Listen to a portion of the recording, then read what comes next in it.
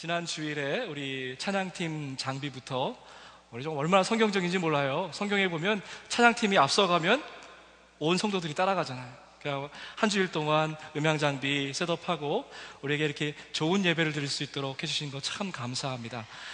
또 우리 주중에 정말 소리 소문도 없이 성전에 나오셔서 각 부서별로 또 이렇게 살림을 정리해 주신 교우님들께 감사드립니다. 모든 분들이 정말 구슬땀을 뻘뻘 흘리면서 아침에 어떤 형제들 만나보니까 어제 하도 수고하셔가지고 등에다가 파스로 그냥 도배를 하셨다는 분들도 계신데 너무너무 감사합니다. 참 감사합니다. 정말 수고하셨습니다. 우리 캠브리지 성전에서는 에어컨이 너무나 시원하게 나와서 여러분 우리가 거의 냉장고처럼 지냈잖아요. 근데 여기 오니까 아직 조금 더우시죠? 에어컨이 아직 못 왔는데 그 공사하시는 분이 그런 얘기를 하더라고요. 우리 성전이 그 바깥에 성전 벽이 한 이 정도 되나 봐요. 돌벽으로 화강암으로 돼가지고 도저히 뚫을 수가 없다. 그래서 지하로 배선을 해가지고 다시 올라오는 그러한 공사를 해야 된다는 얘기를 들었습니다. 그렇습니다. 새 성전은 반석처럼 견고한 믿음의 복음의 그러한 돌 위에 주춧돌 위에 세워진 것을 감사드립니다. 비가 내리고 또 바람이 불어도 흔들리지 않는 그러한 구원의 반석이 되기를 소망합니다. 오늘 여러분들과 제가 두 가지 이야기를 나누고자 해요. 첫 번째는 돌 이야기입니다. 반석, 돌 이야기고, 그리고 두 번째 이야기는 물 이야기입니다. 그런데 사실은 이 두 가지가 연결이 되어 있고 하나의 이야기이더라고요. 지난 주간 동안에 오늘 첫 주일 예배 가운데 성령의 기름 부심에 폭발적으로 있기만 합니다. 이렇게 기도하면서 많은 성도들이 기도했어요. 그리고 무슨 주제가 찬양처럼 그 주제가는 원래 그 아이들이 그 여름 성경학교 할 때 그 맨날 부르는 거 아니에요. 흰 구름 뭉게 피는 이거 하는데 우리는 매일 모여가지고 무슨 찬양 부르냐면 시원성과 같은 교회를 우리가 매주일 불렀는데 여러분 저와 함께 1절과 2절 한번 같이 불러봤으면 좋겠습니다. 이 성전은 굉장히 에코가 좋아가지고요. 여러분이 조금만 크게 부르시면 무슨 한 1000명이 성가대가 부르는 것 같은 그런 느낌을 받아요. 그래서 저기 악보만 나와 있지만 혹시 테너, 베이스, 소프라노, 알토 하실 수 있는 분들은 4부로 나눠서 우리 한번 해봅시다.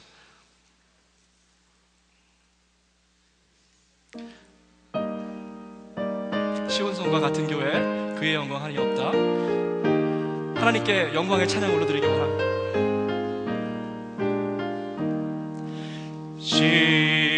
시온성과 같은 교회, 그의 영광 한없다.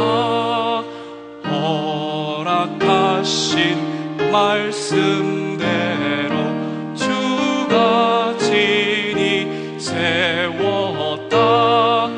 반석 위에 세운 교회, 흔들 자가 누구랴.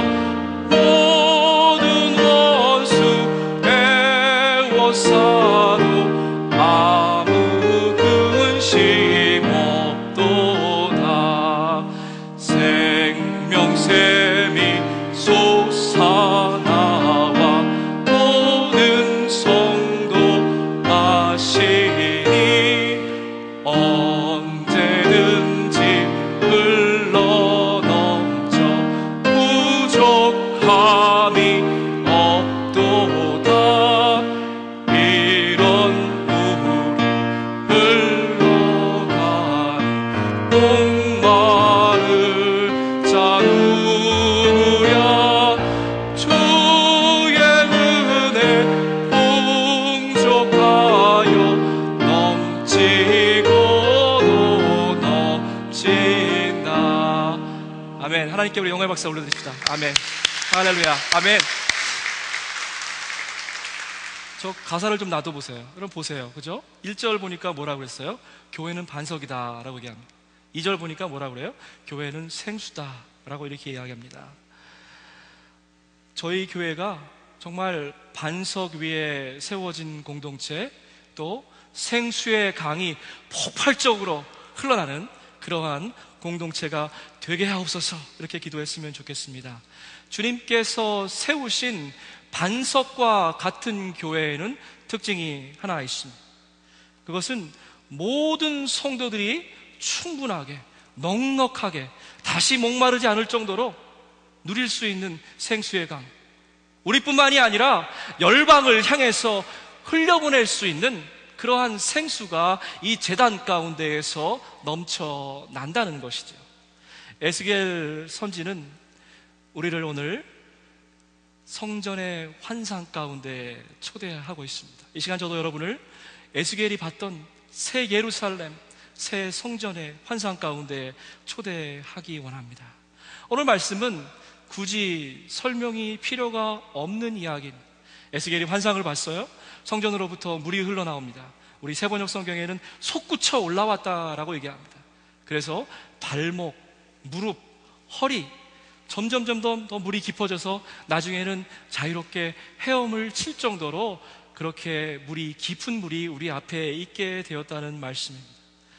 그런데 저는 오늘 본문 말씀 가운데에서 놓치기 쉬운 포인트를 하나 여러분과 함께 나누기 원합니다.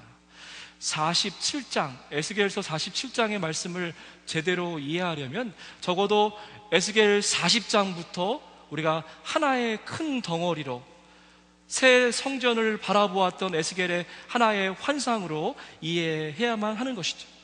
에스겔서 40장 1절 말씀입니다. 주님의 권능이 나를 붙잡아. 41장 말씀이에요. 40장 2절 말씀이에요. 하나님께서 보여주신 환상 속에서. 41장입니다. 그런 다음 그가 나를 데리고 성전으로 들어가서 40장부터 47장까지 여러분 한번 쉬어보세요. 하나님이 에스겔을 이끌고 왔다는 말이 얼마나 많이 나오나. 그리고 오늘 본문도 여전히 같은 말씀으로 시작하는 것입니다. 그가 나를 데리고 다시 성전 문에 들어갔는데 라고 기록되어 있습니다. 여러분, 무슨 말씀이에요? 생수의 근원이 우리 여호와 하나님이라고 하는 것입니다. 세상에서 제일 수진받은 사람이 누군지 아세요? 번지수를 잘 찾는 사람입니다. 번지수를 잘 찾아야 돼요. 복된 사람은 뭐예요? 복받을 짓을 하는 사람이 아니고 복된 자리에 있는 사람입니다. 시편이 150편이 있는데 그 큰 주제가 시편 1편 1절에 기록되어 있어요. 복이 있는 사람은 악인의 길을 따르지 아니한다라고 얘기합니다. 복이 있는 사람은 오만한 자리에 앉지도 않는다라고 얘기하는 것입니다. 뭐예요? 복된 자리에 들어가는 사람이 복 있는 사람이다라는 말입니다. 자, 여러분, 그런데 오늘 본문을 우리가 겉핥기로 피상적으로만 이해하면 성전 근처에만 가면 복을 받는다, 이렇게 이해할 수 있습니다. 예배의 자리에만 나오면 은혜 받는다라고 착각하실 수도 있다는 것입니다. 그런데 에스겔서는 분명하게 우리에게 이렇게 이야기합니다. 복된 사람은, 은혜 받는 사람은 주님의 권능에 붙잡힌 사람이다라고 얘기하는 것입니다. 하나님의 손에 강권적으로 이끌림을 받는 사람이 복된 사람이다 얘기하는 거예요. 예배의 자리에 몸만 와 있는 것이 아니라 우리의 심령이 주께 온전히 드려지는 사람이 복받은 사람이다 라고 얘기하는 것입니다. 내 생각과 내 판단에 관계없이 하나님의 손에 강력하게 붙들림 받은 사람이 복받은 사람이다 이야기죠. 자, 보세요. 에스겔의 환상은 어쩌면 그렇게도 우리의 삶의 자리와 그렇게 똑같은 점이 많이 있습니까? 주님을 구주로 영접하면 여러분 어떤 현상이 벌어져요? 김 목사가 시키지도 않았는데, 누가 여러분 부추기지도 않았는데 자꾸만 성전에 나오고 싶어요. 자꾸만 교회에 나와서 무릎 꿇고 엎드려서 하나님께 기도하고 싶습니다. 지난 주간 동안에도 많은 성도님들이 새벽 기도 시간만이 아니라 낮 시간에, 밤 시간에 와서 성전에서 기도했어요. 한 가지 기도 제목을 갖고 기도했습니다. 하나님, 오늘 예배 가운데 성령의 임재가 있게 해주십시오. 여러분, 이런 것은 주님을 만난 사람들이 할 수 있는 일입니다. 은혜 받을 때는요, 목사가 개떡같이 이야기해도 찰떡같이 알아듣다. 아무리 제가 개떡 같은 소리를 해도 찰떡같이 듣는다 이거예요. 그날 주시는 말씀이 어처럼 송곳으로 내 마음을 찌르는 것 같아요. 하나님, 내게 필요하신 말씀 오늘 주셔서 감사합니다. 이러고 성전은 문을 봐서요. 근데 은혜가 똑 떨어지면 어떻게 되는 줄 아세요? 이 말씀은 우리 미운 남편이 들었으면 좋겠다. 이 말씀은 한국에 계신 시부모님이 들어가고 나한테 좀 회개했으면 좋겠다. 하여튼 말씀을 잘 이용해 먹으려는 분들 계세요. 온 동네 간섭하고 여기저기 신경 쓰느라 예배 자리에 나왔는데 은혜 못 받는 분들 계십니다. 주님께 붙들림을 받으세요. 성령의 강한 인도하심이 필요합니다. 여러분, 오늘 이 시간에 거저 왔다 거저 가지 마세요. 오늘 첫 예배고 성령님께서 오늘 강력하게 역사하십니다. 여러분, 오늘 꼭 주님의 인도하심 가운데 거하기를 주님의 이름으로 축복합니다. 아멘. 가는 비에 옷이 젖는다는 말이 있어요. 혹시라도 좋은 신앙의 공동체를 만나서 우리가 그냥 그저 발목까지 찰랑찰랑 차는 그런 은혜를 경험할 수 있습니다. 그거는 체감 온도, 아, 차구나, 그냥 피부로 느끼는 단계예요. 그러나 이제 우리가 좀 더 깊은 은혜의 강으로 들어가면 어떻게 돼요? 무릎까지 찹니다. 여러분, 무릎에까지 물이 차면 어떻게 돼요? 그때는 이제 마음대로 우리 발을 빼지 못해요. 세상으로 마음껏 가지 못합니다. 은혜의 맛을 좀 봤어요. 게다가 성령이 강력하게 역사하시면 어떻게 무릎이 휘청하기도 합니다. 여러분, 성령 안에서 이런 휘청거리는 역사가 있어야 돼요. 그냥 그저 교회 왔다 갔다 하고 신앙생활하는 것이 아니라 성령님이 나를 흔드시는구나 하는 그러한 체험이 여러분 가운데 있어야 돼요. 허리까지 들어가면 어떻게 해요? 어떻게 돼요? 이젠 좀 두렵기 시작합니다. 허리까지 들어가면 좀 두려워요. 수영 못하시는 분 좀 두려워지기 시작해요. 그때 하나님께 콱 맡기는 거예요. 하나님, 나의 인생 맡깁니다. 내 가정, 내 삶 드립니다. 하나님 받아주시옵소서. 허리까지 들어올 때 그렇게 기도하는 거예요. 그 다음에 어떻게 돼요? 머리 이상 들어가면 그 다음부터는 물에 맡기는 겁니다. 성령의 은혜에 우리 맡기고 우리가 가는 거예요. 허리까지 찰 때는 어떻게 해요? 그때까지는 뭘 자꾸 재요. 하나님, 내가 요만큼 드렸어요. 내가 이만큼 드렸어요. 이만큼 드렸어요. 하나님, 나의 시간과 물질을 발목만큼 드렸어요. 무릎만큼 드렸어요. 허리까지 드렸어요. 그런데 한 길 넘는 은혜의 강에 들어가면 어떻게 되는 줄 아세요? 그때부터는 한량 없는 은혜, 측량할 수 없는 은혜, 잴 수 없는 하나님의 은혜의 강 가운데 들어가는 것입니다. 그때부터는 폼 잡을 게 없어요. 내가 뭐 했다라고 자랑할 것이 없는 것이지요. 생수의 강에는 몇 가지 특징이 있습니다. 첫 번째 특징은 뭐냐면 생수의 강은 깨끗하다는 거예요. 계시록 22장에 보면 이런 말씀이 나옵니다. 천사가 수정과 같이 빛나는 생수의 강을, 자, 수정과 같이 빛나는 생수의 강을, 여러분, 은혜 받았다고 얘기하면서 아직도 꾸정물이면 뭐가 문제가 있는, 수정과 같은 생수의 강을 보여주었습니다. 그 강은 하나님의 보좌와 어린 양의 보좌로부터 솟구쳐 흘러나오고 있었습니다. 좀 물어봅시다. 예수 믿은 지 얼마나 되셨어요? 예수 믿은 지 얼마나 됐는데 아직까지도 세상 반, 주님 반 따로 국밥으로 사십니까? 예수 믿은 지가 도대체 언젠데 세상 속에서는 그렇게 탁탁하게 흐린 물로 살다가 교회에 오시면 왜 갑자기 깨끗한 척 하세요?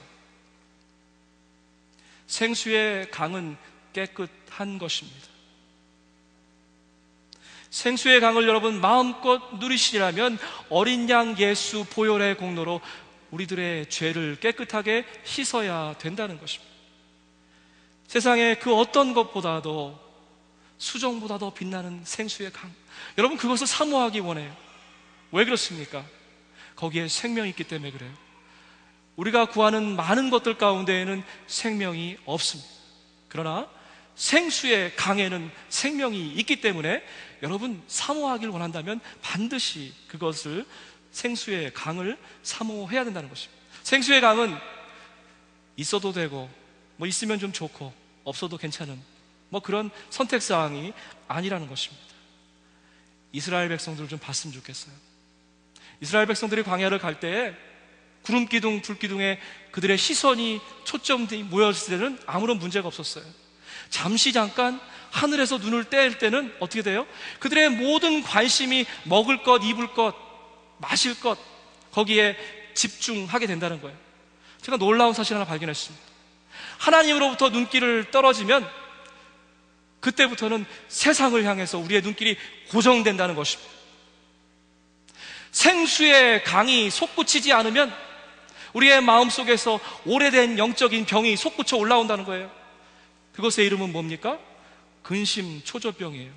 불안하고 걱정하는 병이 다시 솟구쳐 올라온다는 거예요. 인생의 문제는 무엇입니까? 우리의 영혼의 갈증, 영혼 그 깊은 곳에서 올라오는 갈증을 해결할 만한 마실거리가 뭔지를 그것조차도 제대로 모른다는 데 있다는 것입니다. 오늘 우리가 예배로의 부름으로 고백했던 이사야서 55장 말씀 보세요. 양식이 아닌 것을 위해서 돈으로 사고 배부르게 못할 것을 위해서 너희가 수고하고 있구나라고 얘기하는 것입니다. 사마리아 여인이 우리 주님을 만나기 전까지는 이런 삶을 살았습니다.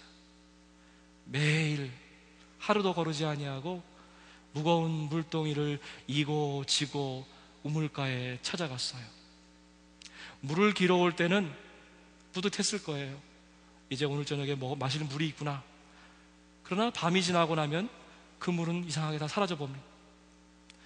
거짓된 만족이죠. 헛된 만족입니다. 예수님을 만나기까지 저와 여러분도 사마리아 여인 같은 삶을 살았어요. 당일치기 만족에 급급한 삶을 살았습니다. 그러나 예수님께서 말씀하셨어요. 나에게 나오는 자는, 나를 믿는 자는 그 배에서 생수의 강이 흘러나갈 것이다. 여러분, 생수의 강의 두 번째 특징이 뭐예요? 생수의 강은 아주 깊다는 것입니다. 깊은 곳에서 끌어올린다는 거예요. 생수의 강은 그저 졸졸 찰랑찰랑 흐르는 그런 시냇물이 아닙니다. 쪽박 들고 가서 한 입 떠먹는 깊은 사안 속 옹달샘도 아니라는 거예요. 메마른 땅을 적셔 나가는 솟아 넘쳐 흐르는 그러한 폭포수 같은 생명력을 갖고 있는 것이 바로 생수의 강이라는 것입니다. 생수는 여러분 깊은 곳에서 끌어올려야 돼요. 옅은 물, 고여있는 물 어때요? 금세 썩어버립니다. 거기에는 생명이 없습니다. 물고기가 살 수 없어요. 깊은 곳에서 끌어올린 물이 닿아야만 생수가 될 수 있다는 거예요. 무슨 얘기예요? 깊은 곳에서 생수를 끌어올리려면 어떻게 해야 돼요? 여러분 영혼 깊은 곳으로 먼저 내려가셔야 합니다. 여러분 은혜의 두레박이 끈이 좀 길어야 돼요. 상황에 따라, 조건에 따라 요리 바뀌고 저리 바뀌는 변덕하는 것이 아니라 진득하게 주님과 교제하는 그런 영혼의 두레박이 여러분에게 필요하다는 거예요. 깊은 곳에서 생수를 끌어올리시기 바랍니다. 우리끼리 은혜 받고 우리끼리만 좋아하고 우리끼리 정말 성령 은혜 가운데 거하는 것 참 좋습니다. 그러나 결국 그것은 고인 물이 된다는 거예요. 썩은 물이 된다는 거예요. 여러분에게 제가 이 말씀을 좀 신중하게 드리고 싶습니다. 만약 우리 공동체 안에서 교회의 담을 벗어나지 못하고 우리 안에서만 예배하고 우리 안에서만 찬양한다면 어느 순간인가 우리의 생수의 강의 물은 말라버릴 것입니다. 그것이 성경이 이야기하는 진리이기 때문에 그렇습니다. 사랑하는 성도 여러분, 우리가 이제 우리 영적인 기도의 지경을 좀 넓혀 나갔으면 좋겠어요. 하나님, 뉴잉글랜드를 우리에게 주십시오.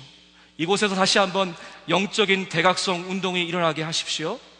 땅끝까지 복음을 전하는, 주의 말씀을 증거하는 그러한 복음의 군사가 되게 하십시오. 마른 땅에 생수를 흘려보내는 귀한 사명을 감당하게 하시옵소서.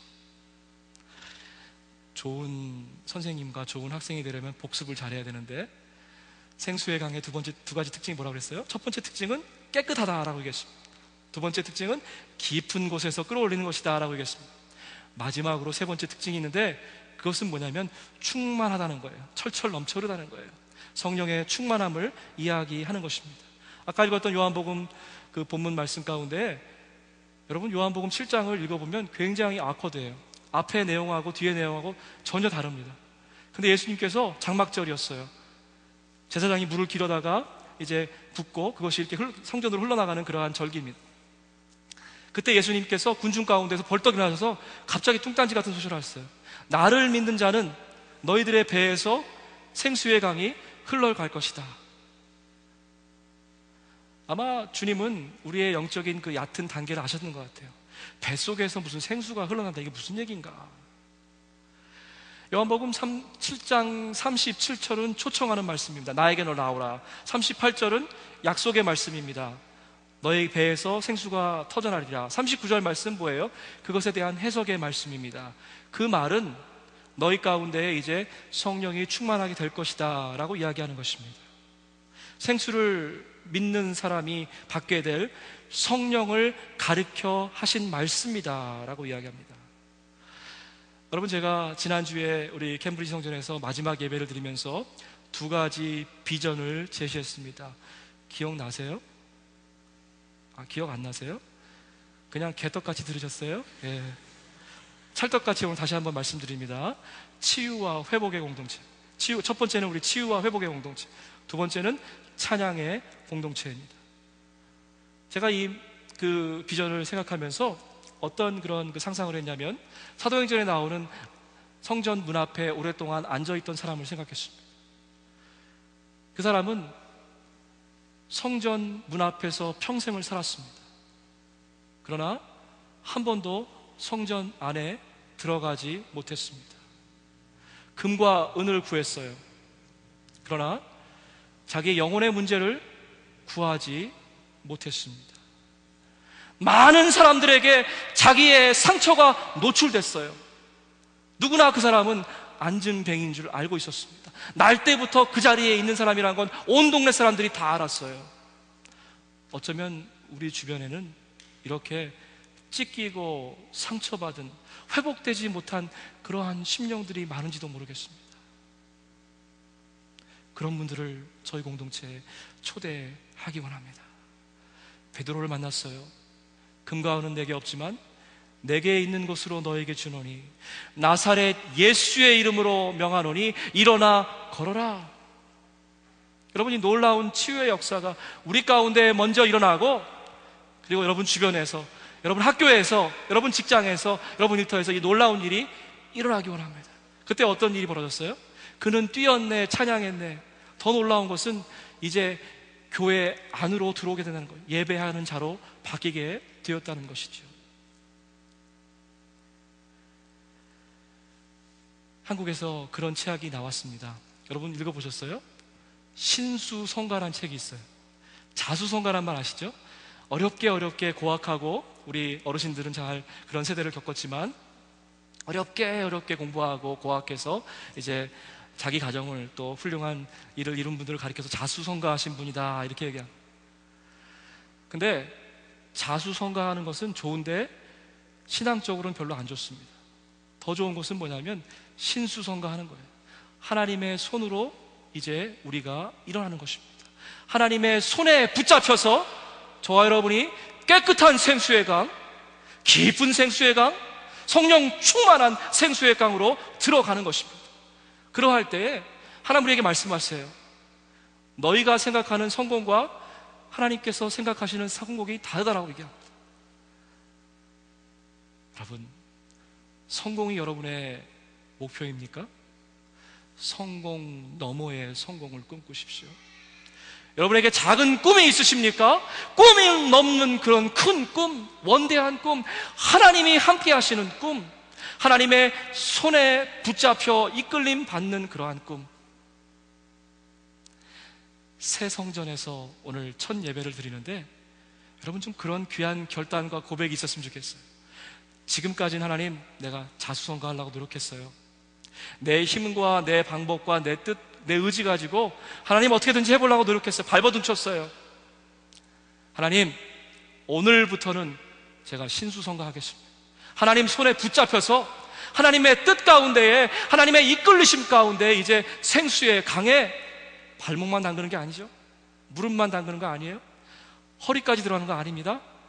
이제는 측량할 수 없는, 완전히 그 물결에 우리가 둥둥 떠다니는 그러한 은혜의 스백에 들어가기를 주님의 이름으로 축복합니다. 아멘. 우리 함께 기도하겠습니다. 하나님, 이 시간 아직까지도 하나님께 맡기지 못한 부분들 생각나게 하시옵소서. 발목, 무릎, 허리, 하나님, 나의 전부를 드리지 못하고 여기까지만 하나님, 더 이상은 안 돼요라고 얘기했던 우리들의 모습을 바라보게 하시옵소서.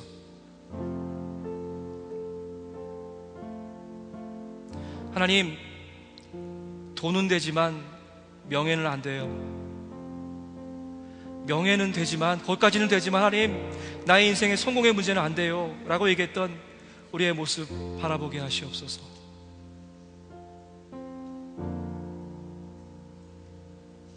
사랑하는 여러분, 내려놓음이라는 말은 사실 성경적인 말이 아닙니다. 붙잡지 않으면 내려놓을 것이 없는 것입니다. 아직까지도 우리의 두 손으로 움켜쥐고 있는 것 있으면 성령님 도와주세요. 오늘 새성전에서 제가 결단하기 원합니다. 여러분의 손을 펴시기 바랍니다.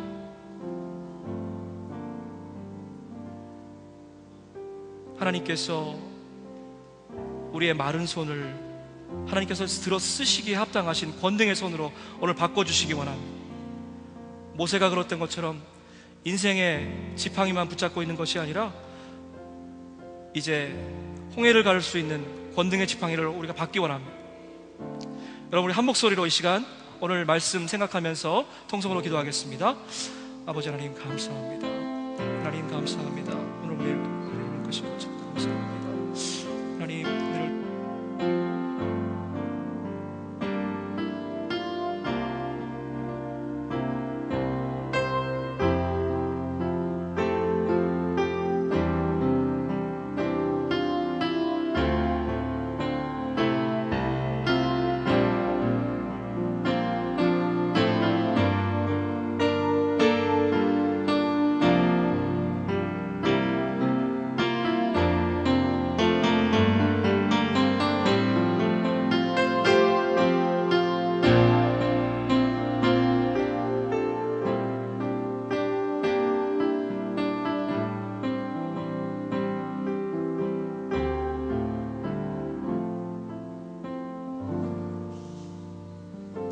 약할 때 강함 되시는 주님을 찬양합니다. 여러분, 이 시간 눈을 감으시고 여러분의 가장 약한 부분에 손을 얹고 함께 기도하기 원합니다. 육신의 약한 부분 위에 손을 얹으십시오. 여러분, 마음의 질병이 있는 분 마음에 손 얹기 원합니다. 믿음으로 함께 하기 원합니다. 하나님, 엘리야가 로뎀나무 아래 쓰러져서 신음했던 것처럼 우리의 일터에서, 가정에서, 사역의 자리에서 너무 힘들고 지쳐서 쓰러졌습니다. 성령님, 이 시간 한 심령을 찾아가 주셔서 저들의 아픈 자리를 보시고 저들의 아픔을 들으시고 사랑하는 당신의 백성들에게 말씀하시옵소서. 내가 너를 지명하여 불렀나니 너는 내 것이라. 다시 한번 존귀한 하나님의 백성으로, 거룩한 제사장으로 세워주시옵소서. 여호와 라파 하나님, 치료다 되시는 하나님, 저희들의 고갈을 채워주시고 저희들의 상처를 끌어안아 주시고 성령으로 이 시간 기름 부어주시기 원하나이다. 육신이 아픈 자들을 이 시간 치료하여 주시고 관계 가운데 어려움이 있는 자들 하나님 그 관계의 실타래를 풀어주시며 우리의 삶 가운데 있는 모든 오해와 원망과 하나님 이 모든 우리의 쓴뿌리들을 이 시간 뽑아내 주셔서 새 성전에서 새로운 피조물로 살아가게 하시옵소서. 하나님, 보라 내가 새 일을 이루시리 이전 것은 지나갔도다. 주님, 그 귀한 약속의 말씀을 믿고 나아가기 원합니다.